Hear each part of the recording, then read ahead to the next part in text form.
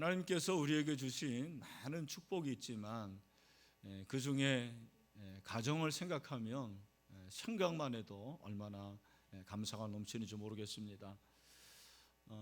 가정을 주신 하나님 감사합니다라는 그런 고백을 할 수밖에 없습니다. 오늘 이 자리에 있는 여러분의 가정마다 우리 하나님이 주시는 축복이 넘치게 되기를 주님의 이름으로 축원합니다. 여러분, 우리 가정, 훌륭한 가정 또 훌륭한 자녀의 배후에는 항상 훌륭한 부모가 있었습니다. 아무리 말해도 지나침이 없을 것입니다. 세계적인 명문 가문들의 특징은 부모가 자녀 교육의 본보기가 되었다는 것입니다. 일례로 톨스토이의 부모님들은 톨스토이를 교육하기 위해서 학교를 직접 세웠습니다.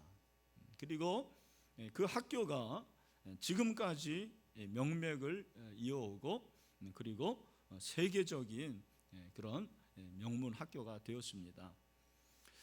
자녀들은 부모에게서 배웁니다. 참 우리가 배우지 않을 것 같지만 자녀들은 부모의 등을 배우고 자라는 거예요. 등을 보면서 자라고 배우는 것입니다. 여담입니다만 시흥대로를 50m 도로를 무단횡단하는 분들이 많이 있어요.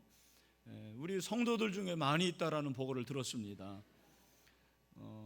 직접 이렇게 무단횡단해서 경찰에게 적발돼 가지고 벌금까지 무는 경우도 없지 않아 있는 모양입니다. 여러분 회개하시길 바랍니다.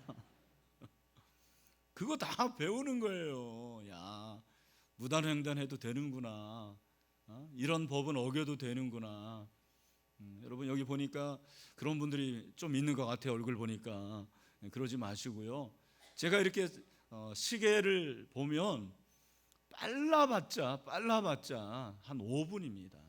한 2분 정도 늦는 거예요. 좀 기다렸다가 여러분들이 무단횡단하지 마시고, 그거 작은 거거든요. 작은 거지만 예수 믿는 사람들, 특별히 부모들은 그런 모범을 보여야 된다고 생각을 합니다. 여러분 무단횡단하지 맙시다. 네, 오늘 도덕 시간은 아니지만 우리 자녀들에게 좋은 걸 보여줘야 됩니다. 오늘 이 본문은 한 가정의 얘기예요. 미가의 가정인데 제가 이렇게 사사기를 지금까지 읽는 가운데서 16장 3선까지는 잘 넘어가다가 17장부터는 이게 잘 이해가 안 가요. 처음에 막히는 본문이 이제 미가의 이 얘기인데 이 얘기를 여러분들이 잘 이해를 하셔야 됩니다.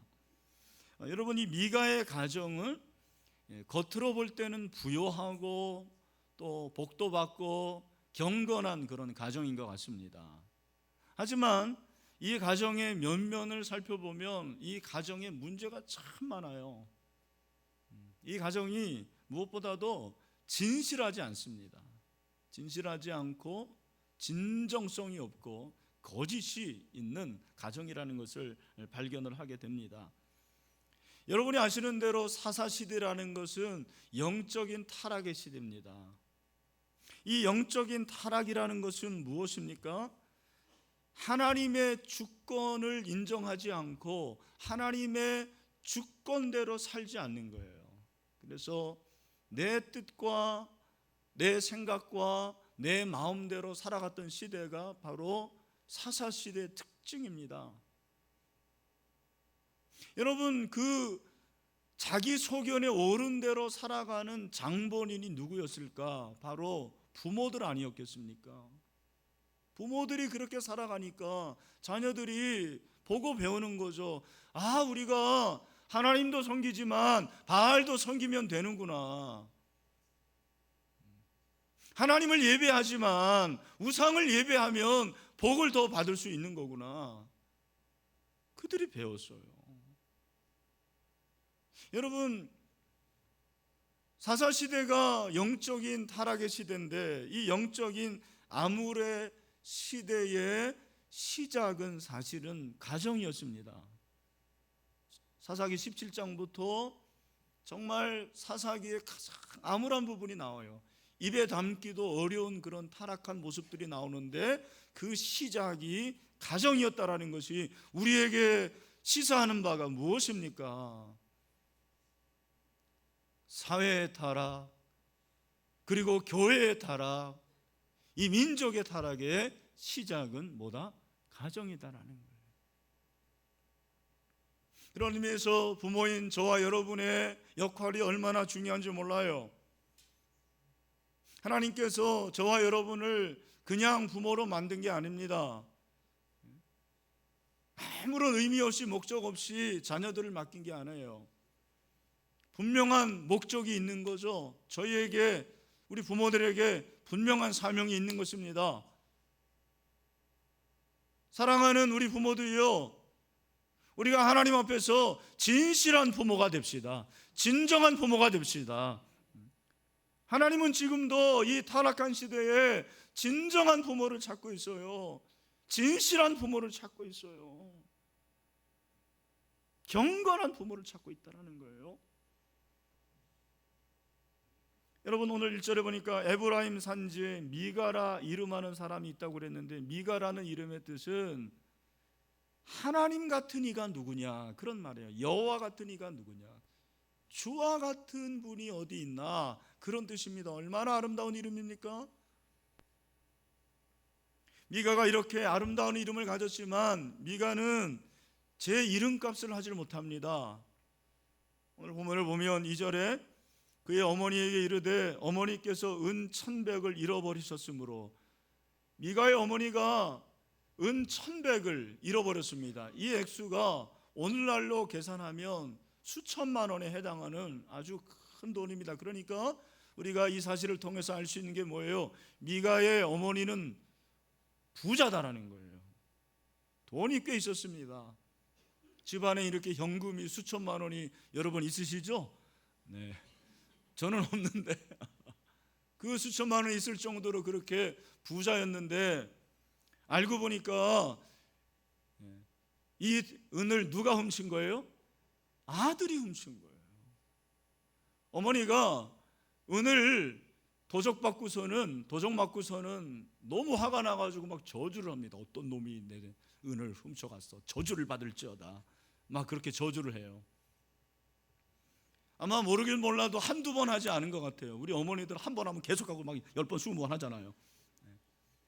저주를 받을 놈, 저주를 받을 놈, 이 얘기를 계속 들으니까 미가가 양심이 찔리는 거예요. 그래서 자기가 훔친 돈을 어머니에게 다 되돌려줍니다. 어머니, 자수하여 강명 찼습니다. 제가 훔쳤습니다. 어머니가 굉장히 난처한 거예요. 왜냐하면은 어떤 놈이 이걸 가져갔나, 저주를 받을지어다 그랬는데 누가 저주를 받아야 되는 거예요? 아들이 저주를 받아야 되는 거예요. 큰일 났다. 그래서 이 위험한 국면을 모면하기 위해서 이제 말을 바꾸는 거예요. 어떻게? 복을 받을지어다. 2절이 그렇잖아요. 맨 마지막에 그의 어머니가 이르되 내 아들이 여호와께 복 받기를 원하노라.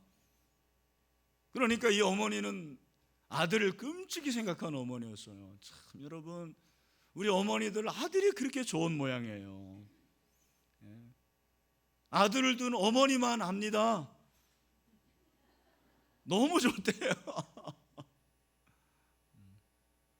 그래서 이 아들이 복을 받아야 되는데 입으로만 하면 안 되잖아요. 확인을 해야 되잖아요. 그래서 어떻게 합니까? 자기가 은 1,100을 돌려받았는데 그 중에 이제 일부분을 하나님께 드리는 거예요. 하나님께 은 200을 드리면서 우리 아들을 하나님 복 주세요.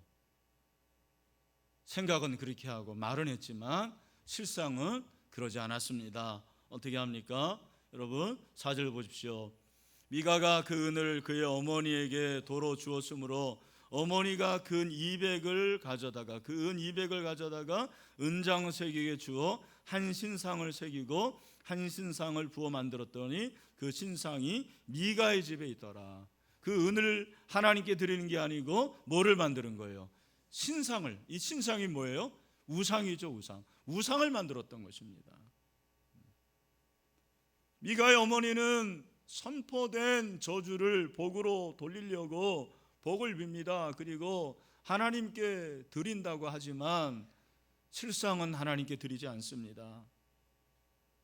그러면서 그 돈으로 우상을 만들고 그 우상을 미가의 집에 놓게 해요. 그런데 여러분, 이 불행이 여기서 끝나는 것이 아닙니다. 5절에 보니까 그 사람 미가에게 신당이 있으므로, 여러분, 그렇게 신당을 만들어 놓고서는 미가가 어떻게 하냐면 그의 아들들 가운데 한 사람을 선택해 가지고 제사장을 만드는 거예요. 5절이 그렇잖아요. 그 사람 미가에게 신당이 있으므로 그가 에봇과 드라빔을 만들고 한 아들을 세워 그의 제사장으로 삼았더라. 아멘. 제사장으로 삼는 거예요. 여러분, 우리가 1년에 이런 사건을 보면서 어떤 생각이 드십니까? 야, 뭐 이런 집안이 다 있나? 아니, 어떻게 이럴 수가 있겠나라는 생각이 들지 않습니까? 아들이 어머니의 돈을 훔치더니 그 돈을 가지고 하나님께 드린다고 해놓고서 뻥을 치는 거예요. 거짓말하고 그걸 오히려 우상을 만들고, 우상을 만들어 놓고서는 또 자기 아들 중에 한 사람을 제사장을 만들고.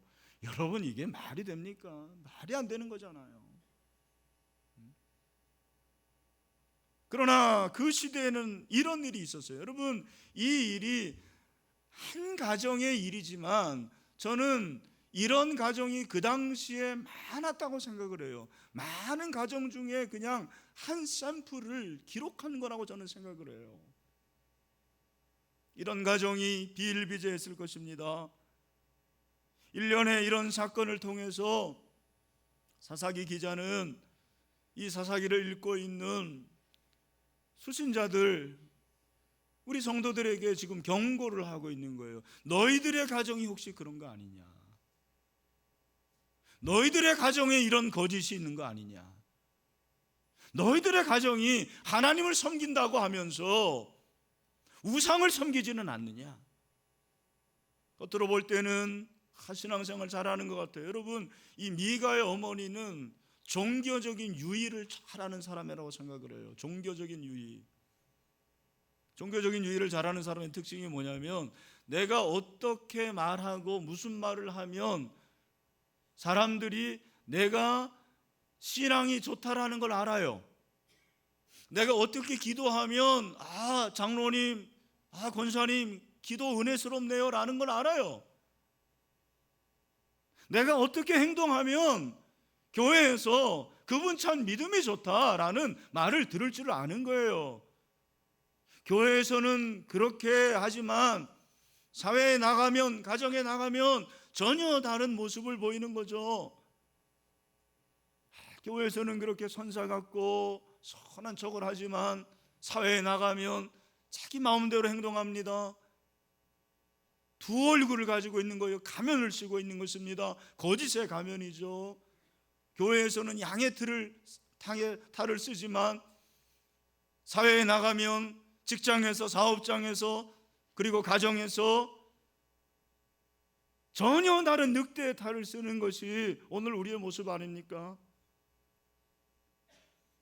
여러분, 이 미가의 가정을 보면서 저는 미가의 가정의 문제가 무엇인가? 이 가정의 문제는 바로 어머니에 있다라는 것을 저는 생각을 했습니다. 문제 자녀가 있지만 정말 문제는 문제 어머니예요. 문제 아버지입니다. 이 가정의 문제가 바로 부모에게 있구나, 어머니에게 있구나, 아버지에게 있구나, 그런 생각이 들어요. 여러분, 이 가정이 이런 문제를 일으킨 것은 어느 날 갑자기 된 게 아니라고 저는 생각을 해요. 저는 그렇게 생각해 봤어요. 이게 이미 수차례 발생한 거예요. 이렇게 하나님을 배반하고 우상을 섬기고 자기의 생각과 자기의 뜻대로 사는 것이 하루 이틀이 아니었습니다. 이미 수차례 발생했는데 그것을 대수롭지 않게 생각한 거죠. 예방을 하지 않은 것입니다. 제가 최근에 하인리 법칙이라는 걸 알게 됐습니다. 1931년 미국의 보험회사 관리 감독자였던 한리는 수천 건의 보험 고객 상담을 통해서 자료 분석 결과를 소개를 했습니다. 그 결과가 뭐였냐면, 모든 사고는 예측하지 못하는 한순간에 갑자기 오는 것이 아니라 그 전에 여러 번 경고성 징후를 보낸다라는 거예요. 무슨 말이냐? 한 사건이 일어나잖아요. 그러면 그 사건이 어느 날 갑자기 일어나는 것이 아니고 이미 그 전에 경미한 사고가 29건이 발생했다라는 거예요. 뿐만 아니라 위험에 노출되는 경험을 한 300번 정도 한다라는 거죠. 그러니까 여러분, 산업재해도 있지 않습니까? 그렇게 산업재해가 발생하는 것도 갑자기 그러는 게 아니고 비슷한 사고가 이미 29번, 그리고 그런 징후들을 경험한다라는 거예요. 300번이나. 그래서 1대 29대 300의 법칙이 한인이 법칙이에요. 그럴 때 이 징후들을 제대로 파악을 해서 대책을 철저히 세우면 대형 사고를 막을 수가 있습니다. 그러나 이 법칙을 무시하고 그런 징후들과 작은 사건들, 여기에 대해서 그냥 지나가면 언젠가는 큰 사고가 일어날 수도 있다는 것입니다. 여러분, 우리나라 왜 성수대교가 무너졌을까요? 왜 삼풍백화점이 무너졌을까요? 왜 세월호 참사가 일어났을까요? 갑자기 일어난 게 아니라는 거예요. 이미 29번의 작은 사건들이 있었어요. 그리고 300번의 징후들이 있었다는 것입니다. 그걸 막을 수 있었어요. 미리 예비할 수 있었습니다. 대비할 수 있었습니다. 그러나 그렇게 하지 않은 거예요. 왜 그러냐? 원인이 중요해요. 우리나라의 구조적인 비리 때문에 그렇다는 거예요. 잘 들으셔야 됩니다. 우리나라의 이 구조적인 거짓, 이 비리가 이런 사건을 막지 못하게 한다는 거예요. 여러분, 우리나라가 면적으로는 전 세계 한 110 몇 위에 그렇게 됩니다. 그러나 경제 규모로는 14위예요. 세계 14위입니다. 엄청난 겁니다. 그런데 여러분, 불행하게도 청렴도 면에서는 45위입니다. 단기간에 성장을 했는데, 단기간에 성장했지만 사회적인 구조가 깨끗하지 않은 거예요. 비리가 많은 거예요. 저는 목사이기 때문에 그런 구조를 잘 경험을 못합니다. 그러나 여러분, 교회 안에도 그런 게 있고요, 노예 안에도요, 총회 안에도 이런 비리가 있습니다. 하물며 여러분이 살고 있는 직장과 사업장에 왜 없겠습니까? 저는 한국교회도 그렇다고 생각해요. 한국교회가 2000년의 교회 역사상 정말 유례를 찾아없을 정도로 그렇게 빠른 성장을 이뤘습니다. 이 빠른 성장 가운데서 어떤 문제점이 드러났냐면, 우리 성도들이 거짓이 많다라는 거예요. 저를 포함한 우리 성도들이 진실하지 못하다는 거예요.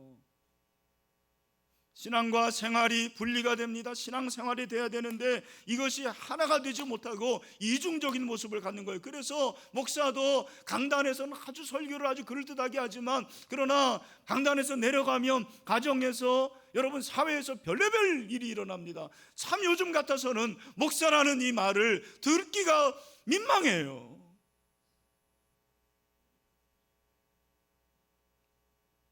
참 하나님이 안수하셨기 때문에 우리가 어떻게 할 수는 없지만, 참 목사들도 좀 이제는 양산해서는 안 되겠다는 그런 생각이 들지 않습니까? 저는 가정도 마찬가지로 생각해요. 우리의 가정이 정말 진실해야 되는데, 거짓이 없어야 되는데 거짓이 많아요. 부모들이 이 양면을 가지고 있어요. 그래서 저는 여러분의 지금 이 모습이 진짜의 모습이 아니라고 생각을 해요. 여러분이 어떤 사람이 진짜 하려면 여러분 집에 가봐야 돼요. 여러분 직장에 가봐야 돼요. 여러분 저에 대해서 알고 싶으면 우리 자녀들에게 물어보세요. 아빠가 어떤 사람인지. 그게 진짜 제 모습입니다.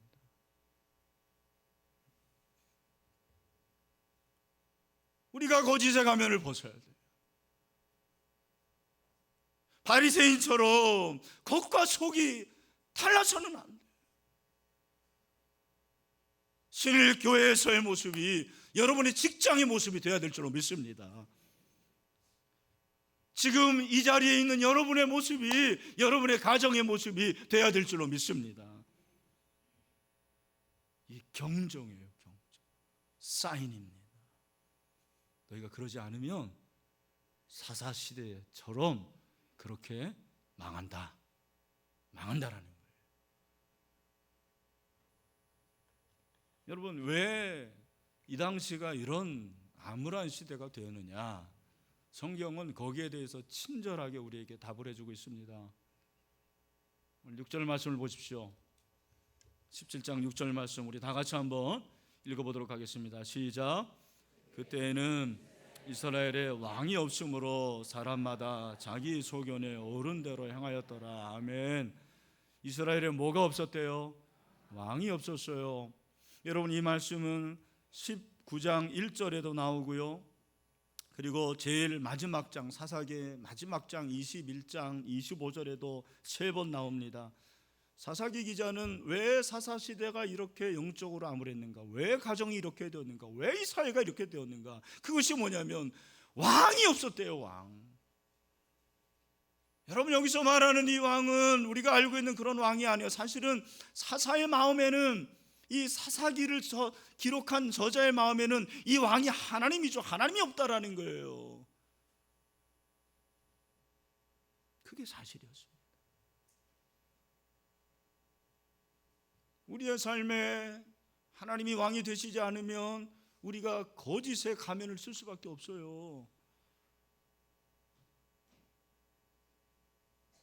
여러분이 지금은 이렇게 선한 얼굴을 하고 있지만 정말 여러분의 삶에 하나님이 왕이 아닌 사람은 금방 이제 직장에 가면, 사업장에 가면, 가정에 가면 거짓의 가면을 또 쓸 거예요. 그리고 일주일 동안 그렇게 사용하다가 그 가면 벗고 또 다음 주 이 시간에 와서는 선한 탈을 쓸 거예요. 이 거짓의 마스크라는 거. 마스크.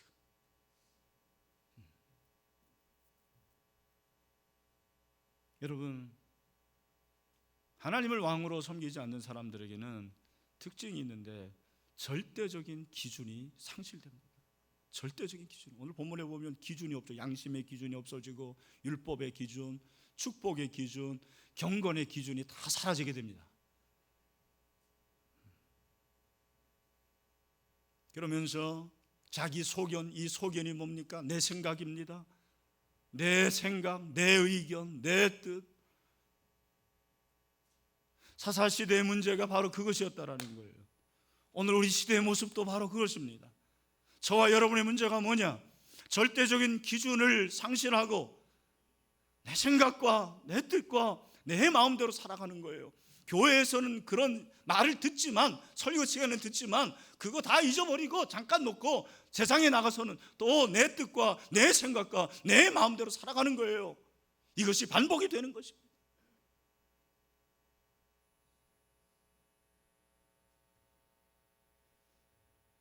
저는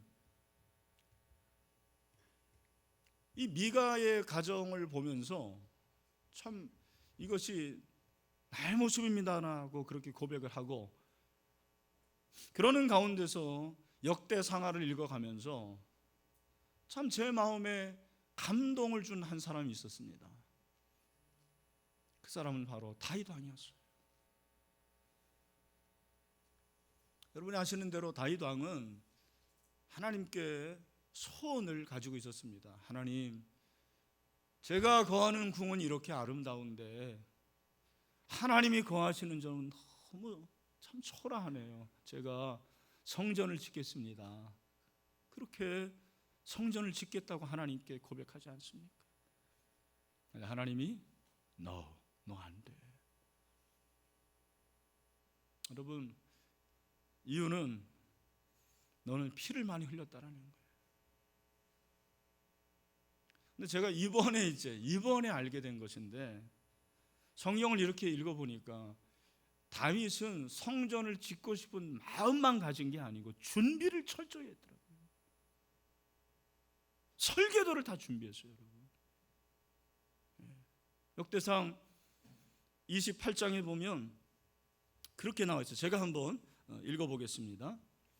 다윗이 성전의 복도와 그 집들과 그 곡관과 다락과 골방과 속죄소의 설계도를 그의 아들 솔로몬에게 주고, 또 그가 영감으로 받은 모든 것 곧 여호와의 성전의 뜰과 사면의 모든 방과 성전의 성전 곡관과 성물 곡관의 설계도를 줬다 그랬어요.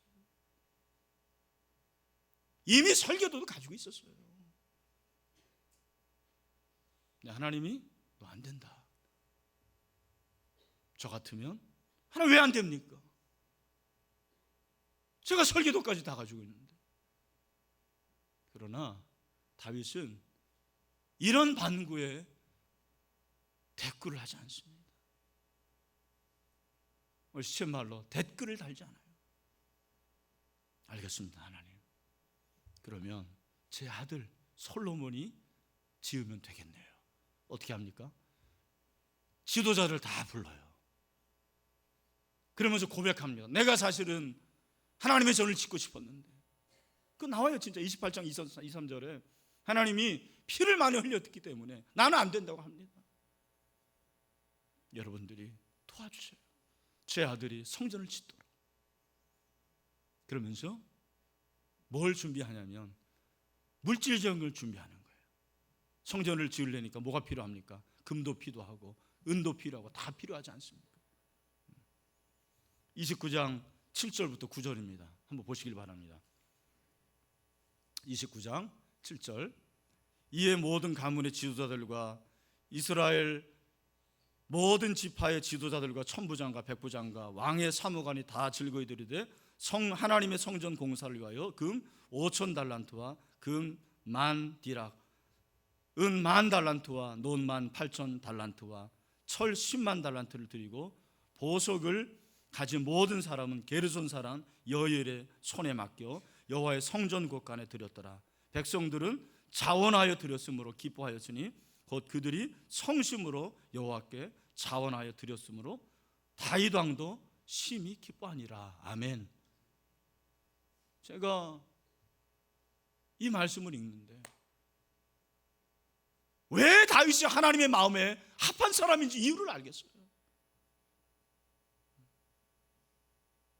여러분, 솔로몬의 성전은 사실은 보니까 다윗이 지은 거나 다름없습니다.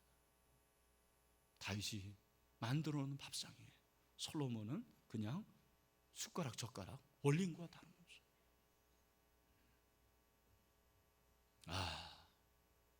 이게 부모의 역할이구나. 이게 부모의 역할이구나.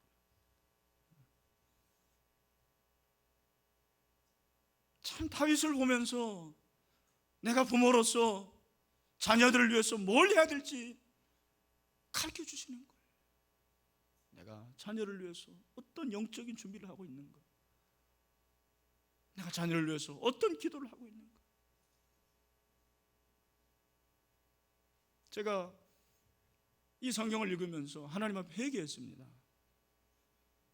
여러분, 한국 사회의 병리적인 현상 중에 하나는 저와 여러분 모두 다 부인할 수 없는데 자녀의 성적이 부모의 권위와 명예와 직결된다는 거예요.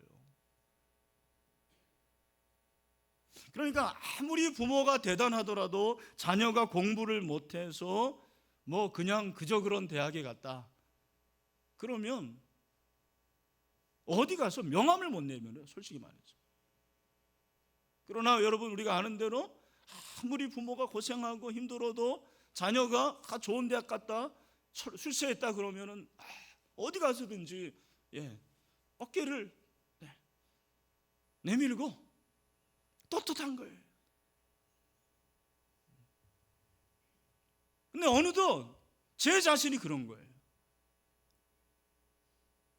누군가 제 자녀들의 대학에 대해서 물어보지 않았으면 좋겠어요. 아, 나도 그런 목사가 됐구나. 나도 그런 부모가 됐구나.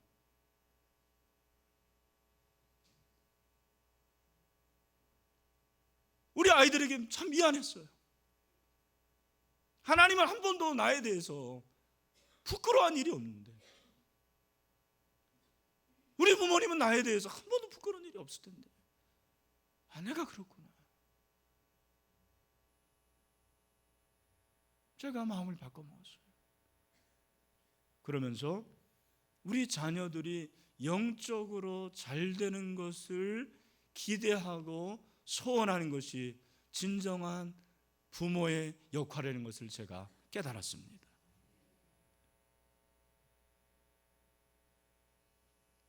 사랑하는 형제자매 여러분, 우리 여기 부모들이요, 우리가 다윗처럼 우리 자녀들의 영적인 예배당, 이 영적인 전을 세우는데 저와 여러분이 준비시킬 수 있는 그런 경건한 부모가 되기를 간절히 소원합니다. 여러분, 그렇지 않으면 거짓이에요. 제가 볼 때는 우리도 똑같이 세상 사람들과 같은 잣대를 가지고 그런 기준을 가지고 살아가는 거예요. 성공과 실패의 잣대가 바로 그거예요. 물론 우리가 잘 돼야죠. 우리 자녀들이 잘 되기를 저는 축원하고 그렇게 되기를 원합니다. 그런데 요즘에 제가 깨달은 것은 하나님께서 그런 자녀들, 그런 부모의 자녀들은 반드시 책임져 주신다는 사실입니다. 하나님 반드시 하나님의 나라를 위해서 쓰임받는 일꾼들로 세워질 줄로 믿습니다. 여러분, 부모의 터가 무너지면 안 될 것 같아요. 시편 기자가 11편 3절에서 터가 무너지면 의인이 무엇을 하랴. 여러분, 내 팔에 땅이 무너지니까, 집이 다 무너집니다. 터가 무너지니까 다 무너지는 거예요. 한 아이가 아빠에게 물어봅니다. 아빠, 천국은 어떻게 생겼어요? 그때 아빠가 아들에게 이렇게 대답했습니다. 아들아, 천국은 말이지 우리 집 같단다. 저는 그렇게 저와 여러분이 우리 자녀들에게 말해줄 수 있어야 된다고 생각해요. 천국은 우리 집 같아. 여러분, 이렇게 말할 수 있습니까? 이렇게 말할 수 있는 저와 여러분의 가정이 되시기를 주님의 이름으로 축원합니다. 저는 이제 그렇게 말할 수 있을 것 같아요. 우리 자녀들에게 천국은 우리 집 같단다 말씀했습니다. 사랑하는 부모들이요, 문제 부모만 있을 따름이에요. 우리 거짓의 가면을 벗어버립시다. 교회에서는 양의 탈을 쓰고, 가정에서는, 직장에서는, 사업장에서는 일의 늑대의 탈을 쓴 이중생활을 청산합시다.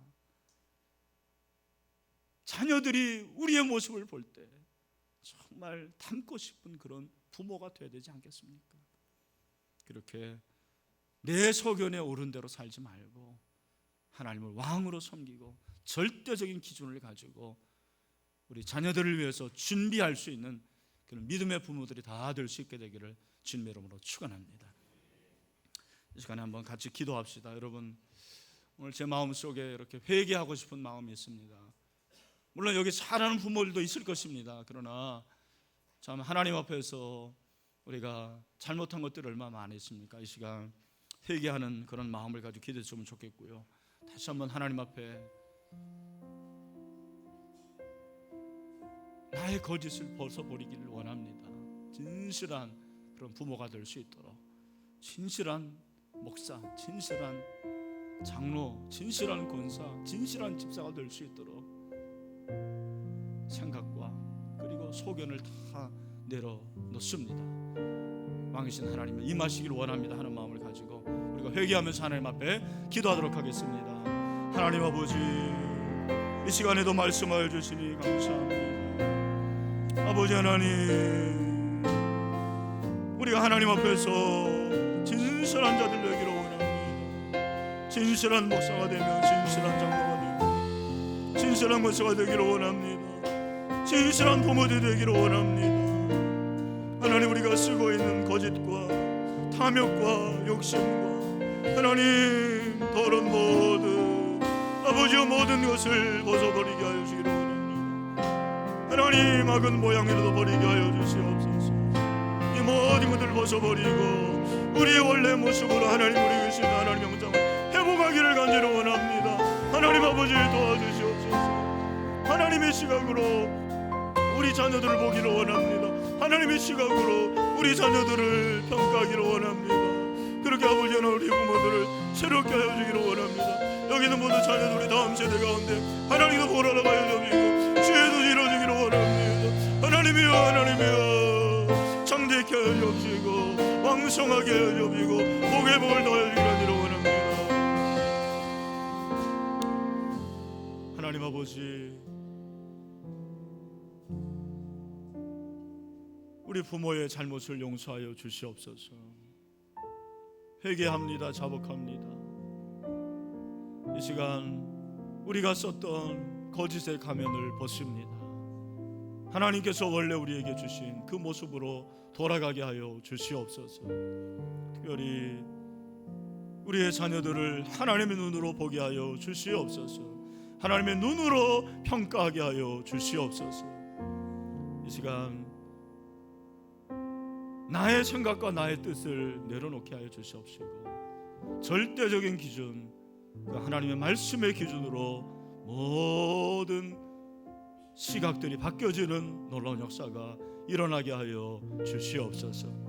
우리의 가정을 하나님께서 책임져 주실 줄로 믿습니다. 우리의 자녀들을 하나님께서 책임져 주실 줄로 믿습니다. 하나님께서 시온의 대로가 열리게 하여 주시옵시고 우리 다음 세대 가운데 하나님께서 놀라운 복의 복을 더하여 주시옵소서. 그렇게 하실 주님의 이름을 찬양합니다. 예수님의 이름으로 기도하옵나이다. 아멘. 우리 다 같이 일어나겠습니다. 우리 마지막 찬송, 항상 진실께 내 맘 바꾸사.